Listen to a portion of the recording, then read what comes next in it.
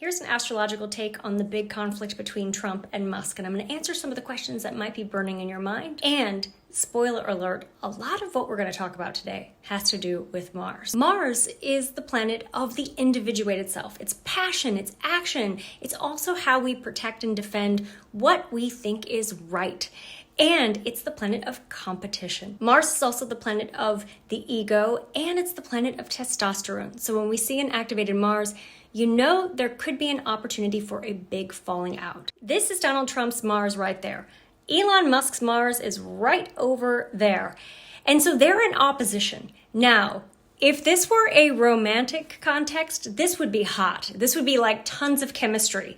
But it can also be hot, like, ooh, there's a lot of passion here. And if we don't direct it towards something productive, then it can lead to a blow up. Put together, these two have their Mars in Scorpio, but transiting Mars is right here, and it's putting a lot of pressure on their composite Mars and both of their natal Marses. So activating that testosterone, ego, I'm right kind of energy. The influence of Mars is very important over the next several days and really until the 17th. And that's because transiting Mars is going to be moving all across these sensitive points in Trump's chart. Trump is in his Mars return. This happens about every 2 years.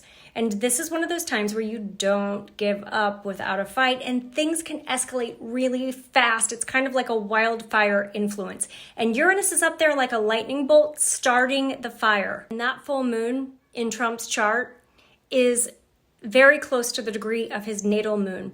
And that's going to be on July 11th, 12th, and 13th are all very sensitive times for Trump. And it's a time when it's like a day of reckoning. This is a sensitive point in Trump's chart, and we saw it activated the last 2 assassination attempts. And I'm not saying that that's going to happen this time, but what I'm saying is that he might have people who he thought were his supporters turning against him and revealing some things that he doesn't want to have seen. That's the full moon, that's this Mars-Uranus square, and this is all in his solar return chart, so this goes on all year for him. Here's that solar return chart for your reference. My sense is that things will settle down after June 9th when Jupiter enters Cancer and everything calms down for everyone.